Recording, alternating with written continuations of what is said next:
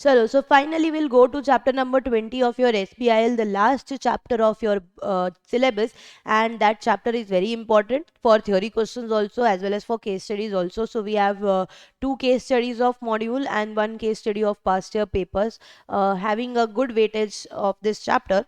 Let us solve the same. Now see, your chapter is the POSH Act, which is called as Sexual Harassment of Women at Workplace, Prevention, Prohibition and Redressal Act 2013. ठीक है, जब भी आप लोगों ने ये chapter पढ़ा होगा, इस चैप्टर का, इस एक्ट का एक बेस जो है जहां से ये पूरा एक्ट बना है is called as Vishaka versus state of Rajasthan. A very important, a very landmark supreme court judgement in this case which give the basis for POSH act. ठीक है, अभी ये वाला एक्ट आप लोगों को, ये वाला केस आपको एकदम बहुत अच्छे से ध्यान होना चाहिए, and that is the only our first case which is given in the module. ठीक है, सो केस का नाम है Vishakha versus state of Rajasthan. ठीक है, मतलब this is that base.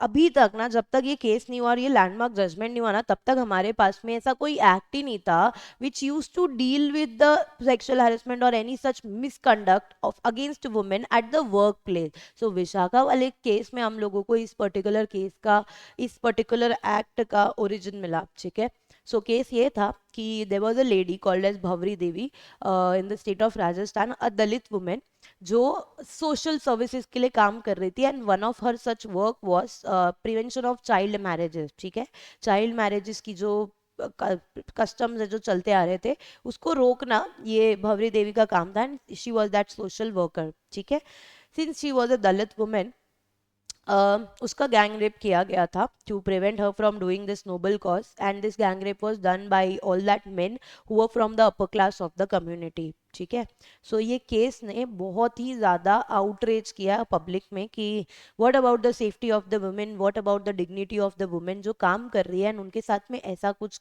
Wrong चीज़ें हो जाती है. ठीक है, सालों साल तक केस चलता गया, चलता गया, एंड एक पीआईएल फिर फाइल हुआ था सुप्रीम कोर्ट में, जब फिर सुप्रीम कोर्ट ने बहुत लैंडमार्क जजमेंट दिया, बिकॉज उसके नीचे के जितने भी कोर्ट्स हैं ना, उन्होंने तो इतने खराब, पहली बात तो कोर्ट में केस लिया ही नहीं गया था, एंड कितने सारे पुलिस स्टेशन में, कोर्ट्स में ये बोला गया था कि upper class of men will never do such act with a Dalit women. मतलब this was the statement given for this act. So very historical, a very landmark case, that was the Bhanwari Devi का case. ठीक है, so that is about the case, and where the Supreme Court issued a guideline against this act, and that is why these guidelines are also called as Vishakha guidelines. ठीक है, तो इसी guideline के अंदर, इसी डिसीजन में ना, सुप्रीम कोर्ट ने सेक्सुअल हैरेसमेंट के पूरे एक्ट को डिफाइन किया, एंड यही सेम टू सेम डेफिनेशन हम लोगों ने पॉश एक्ट के अंदर as it is same to same copy paste किया हुआ है. ठीक है, so that is about your case. Now let us read the same. ये आप लोगों ने सुना होगा case, obviously this is the base for your POSH act. Let us revise that case again. ठीक है, now see, so the Vishaka judgment 1992, Bhavri Devi, a Dalit woman who was employed with the Rural Development Program of the government of Rajasthan, was brutally gang raped on account of her efforts to curb then the prevalent practice of child marriage. This incident revealed the hazard that working women were exposed to on a day-to-day basis, and highlighted the urgency for safeguards to be implemented in this regard. Championing the cause of working women in the country, women's rights activists and lawyers filed a public interest litigation in the Supreme Court of India under the banner of Vishaka. देखो, आप लोगों ने provision पढ़े होंगे इस act के अंदर, हम कभी भी उस विक्टिम का, उस विमेन का नाम पब्लिकली आइडेंटिटी डिस्क्लोज नहीं करते, इसलिए हम उनका नाम चेंज करके कुछ और रख देते हैं. ठीक है, the identity of the women should be safe guarded at any cost. Okay, so in the banner of Vishakha this PIL was filed. Supreme Court for the very first time acknowledged the glaring legislative inadequacy and acknowledged workplace sexual harassment as a human rights violation. हमारे constitution में भी लिखा हुआ है कि the dignity, the life, the safety and everything. ठीक है, in framing the Vishaga guideline, Supreme Court India placed reliance on the Convention of Elimination of All Forms of Discrimination Against Women, adopted by the General Assembly of United Nations 1979, to which India has both signed and ratified. ठीक है, as per the Vishaka judgment, the Vishaka guidelines issued under Article 32 of the Constitution, until such a legislative framework on the subject has been drawn up and enacted, would have the effect of law and would have to be mandatorily followed by the organization both in private and the government sector. आप लोगों ने इस act की applicability पढ़ी होगी. Act की applicability बोलता है कि ये act irrespective of the number of workers, irrespective of whatever, this act will be applicable on all the private sector also, government sector also, public sector also, and everywhere. Plus it will be applicable on the unorganized sector. Unorganized sector means a women working as a house help or working as a maid in some residential house or some place, and such activities being committed there also, then also they will be covered under workplace sexual harassment only. Are we clear with this? So this is your case regarding the Vishakha guidelines. ठीक है. अब और एक case study दिया है तुम्हारे module में which is regarding this. So the case study says, I'll explain you first, then we'll read the same. Case study ये बोलता है, देखो आप लोगों ने ना पॉश एक्ट के अंदर दो कमिटीज पढ़ी है. ठीक है. एक था आईसीसी एंड दूसरा है एलसीसी, मतलब internal complaint committee, and LCC is local complaint committee. ठीक है. अच्छा, आईसीसी हमारे एम्प्लॉयर को कंपनी के अंदर एक ऑर्गेनाइजेशन के अंदर कंस्टिट्यूट करनी होती है व्हेन देयर आर 10 और मोर एम्प्लॉयज. ठीक है. देन एलसीसी कंस्टिट्यूट किया जाता है जब 10 और लेस एम्प्लॉयज होते हैं अनऑर्गेनाइज सेक्टर के लिए, and when the complain is against the employer himself, तब एलसीसी को कंस्टिट्यूट किया जाता है which is called as your local complaints committee. ठीक है. So our next case is about कि सपोज आईसीसी में हमने कंप्लेन कर दिया, किसी विमेन ने कंप्लेन कर दिया. ठीक है. कमेटी को कंप्लेन कर दिया है. अब कमेटी अपने हिसाब से इंक्वायरी इन्वेस्टिगेशन करेगा अगेंस्ट द रिस्पोंडेंट जिसके अगेंस्ट ये एलिगेशन लगा हुआ है. ठीक है. सो एक पीआईएल फाइल हुआ था. सो इन दिस केस ऐसा बोला गया था कि आईसीसी के पास में ऑलरेडी एक मैटर चल रहा है जिसकी इंक्वायरी एंड इन्वेस्टिगेशन हो गई है. ठीक है.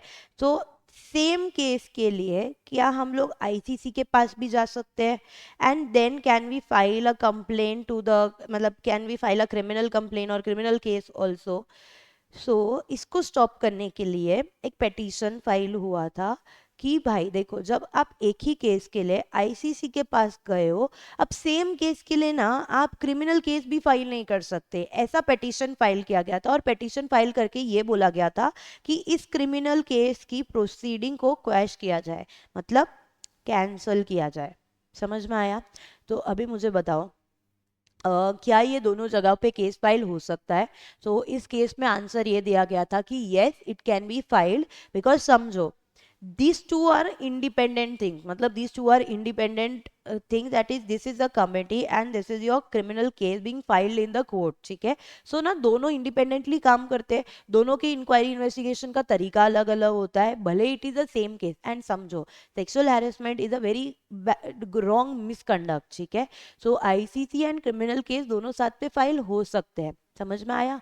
So that's why in this case it was said that both the case, for the same case only, both the kind of application, for one is your ICC with the ICC and other is the criminal case can be filed. समझा? सो जो petition file किया गया था ना for questioning the proceedings, फिर उस petition को wrong बोला गया. ठीक है. मतलब उस प्रोसीडिंग्स के लिए अलाउ किया गया कि हाँ दोनों केस फाइल हो सकता है. समझ आया? अभी देखते हैं हम लोग केस क्या बोल रहा है. सो केस का नाम है Binoy Jacob versus state of Kerala and others. In this case petition has been filed to quash the proceeding. समझ में आ गया? क्वैश का मतलब क्या हुआ? Cancel the proceedings on the ground that since the very same complaint raised by the second respondent considered by the internal complaint committee and found to be not proved, the criminal prosecution on same set of facts before a court will not stand. ठीक है. Court held that Section 28 of the Act of 2013, which 2013 Act we are talking about, the POSH Act. ठीक है. So for POSH Act stipulates that provision of the Act shall be in addition to and not in derogation of provisions of any other law for the timing in force. Thus it is clear that action under the Act of 2013 by the employer and a complaint registered at the instance of the employee for the offence under the IPC is independent of each other. समझा? Twofold actions are permissible for the sexual harassment complaint, hence both actions are independent and not permissible under the law. There is absolutely no bar in proceeding with the criminal prosecution initiated against the petitioner. Clear with this? Done? Late us see the next case. अच्छा, ये next case ना कुछ ज़्यादा काम का नहीं है, मैं आप लोगों को 2 लाइन में बता देती हूँ, पढ़ने की भी ज़रूरत नहीं है, वैसा केस है. तो केस में ना ऐसा हुआ था कि आईसीसी ने कोई इंक्वायरी एंड प्रोसीडिंग्स किया था, एंड सीधा फिर वो लोगों ने ना पेनल्टी इम्पोज कर दिया. बोला कि इसको, जिसके ऊपर भी एलिगेशन लगा था पॉश एक्ट का, बोला कि उसको हम लोग रिमूव कर देते काम से. इंक्वायरी, जब प्रिलिमिनरी इंक्वायरी और इन्वेस्टिगेशन के टाइम पे ही आईसीसी ऐसा बोल देता है कि इस पर्सन को जिसके अगेंस्ट एलिगेशन लगा है ना, उसको हम काम से रिमूव कर देंगे, उसके ऊपर पेनल्टी लगा देंगे और उनका काम टर्मिनेट कर दिया जाएगा. ठीक है, मतलब इतना स्ट्रिक्ट एक्शन लेने की बात हुई थी. ठीक है, to which the conclusion which were arrived was that कि कमिटी ना पहले कमिटी का काम है इंक्वायरी एंड इन्वेस्टिगेशन करना, and then they have to submit the report to, अगर आईसीसी है तो एम्प्लॉयर, अगर एलसीसी है टू द डिस्ट्रिक्ट ऑफिसर. ठीक है, सो उसके बाद देखा जाएगा कि हमको क्या एक्शन लेना है. ठीक है, first of all only we can not take all this action. तो ये केस में ऐसा बोला गया था कि without conducting and without arriving to the conclusion for the final case what ever it has happened, you can not directly decide कि penalty impose करे या उसको काम से निकाल दे या जो भी मेजर चीज करनी है. ठीक है, सो वो बोला गया था इस केस में. ज्यादा कुछ काम का केस नहीं है ये, बस ध्यान रखो इतना. ठीक है, अब नेक्स्ट क्वेश्चन में आओ. ये नेक्स्ट क्वेश्चन काम का है, पास्ट ईयर का पेपर है ये, 5 मार्क का. Let us see the question. ठीक है, सो क्वेश्चन बोलता है, X was facing a departmental enquiry for allegedly indulging in sexual harassment of his senior women officer. He contended that as the alleged misconduct took place not at the workplace but at the guest house of the company where the women officer was residing, he could not be accused of sexual harassment in the workplace. In the light of decided case law, examine the validity of contention of A. ठीक है, मतलब ए ऐसे बोल रहे हैं कि उन्होंने जो भी एक्टिविटी किया, एक तो पहले बात गलत एक्टिविटी किया, उसके बाद भी वो आर्ग्यूमेंट कर रहे हैं कि जो भी उन्होंने एक्टिविटी किया है उसको आप लोग वर्क प्लेस सेक्सुअल हैरेसमेंट में इंक्लूड नहीं करोगे, क्योंकि ए ऐसा बोल रहा है कि ये ना ऑफिस के अंदर नहीं हुआ तो ये वर्क प्लेस में नहीं आएगा, ये तो उस गेस्ट हाउस में हुआ जहाँ पे ये वुमेन ऑफिसर रिसाइड कर रही थी, तो how it can be called as sexual harassment of women at work place. अब याद करो एक्ट की applicability and the definition the objective of sexual harassment act.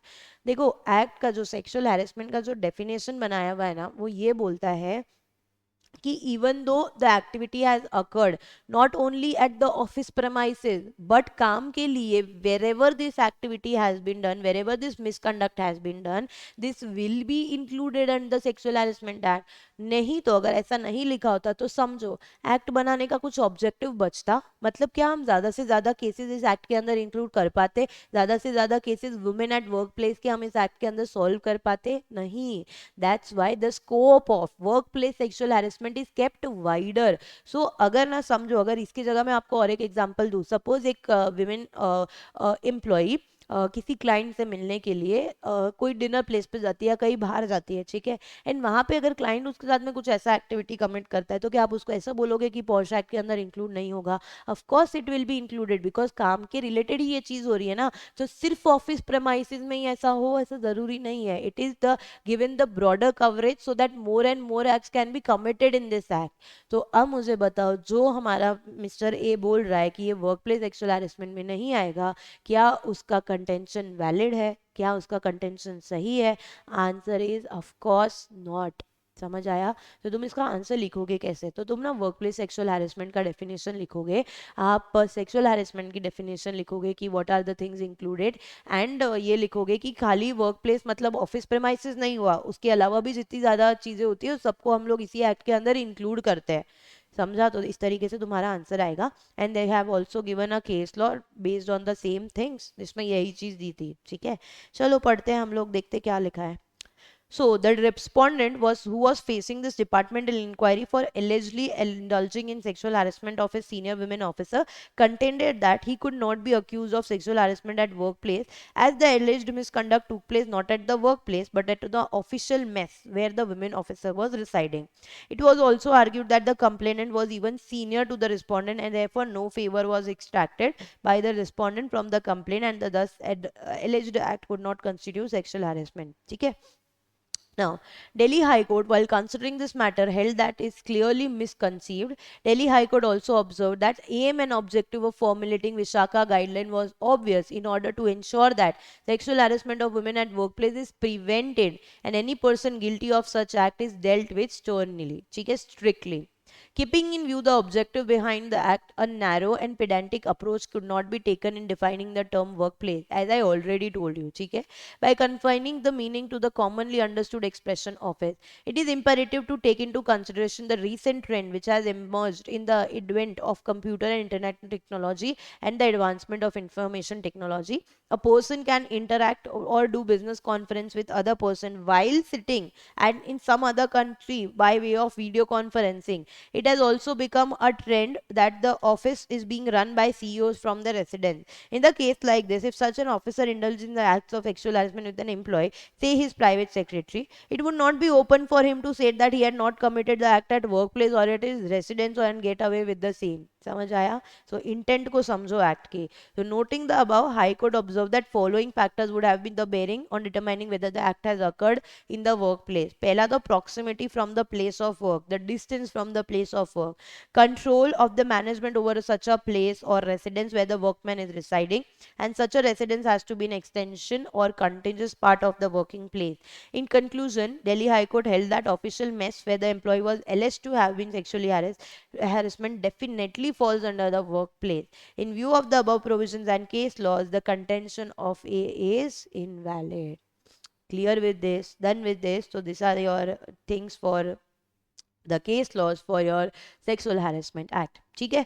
With this, we have done all the case studies. We have covered module case studies as well past year papers case studies of each and every chapter of SBIL. ठीक है? ये पूरा का पूरा playlist आपको YouTube पे मिल जाएगा along with the notes. तो जब आप SBIL पढ़ रहे हो, आपका जो case study वाला part है, since there is not much of case studies in SBIL, पर जितना भी part है, अगर आप एक बार सिर्फ वीडियो ग्लांस कर लेते हो तो आपकी सारी केस स्टडीज एक बार जो हो जाएगी, बचेगा सिर्फ और सिर्फ थ्योरी. तो आपके लिए बचेगी सिर्फ थ्योरी पढ़ने के लिए. ठीक है?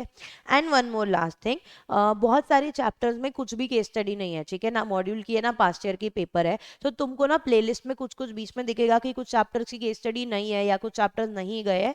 वो इसीलिए नहीं है क्योंकि उसमें केस स्टडीज ही नहीं है. ठीक है? बाकी जितने भी जगह पे केस स्टडी थी वो सब कुछ हम लोगों ने इंक्लूड कर दिया, कवर कर दिया, हम लोगों ने सॉल्व कर लिया है. ठीक है? सो आई होप आप लोगों को समझा होगा, सब कुछ बराबर गया होगा. All the very best for your exams and मिलते हैं नेक्स्ट वीडियो के साथ में.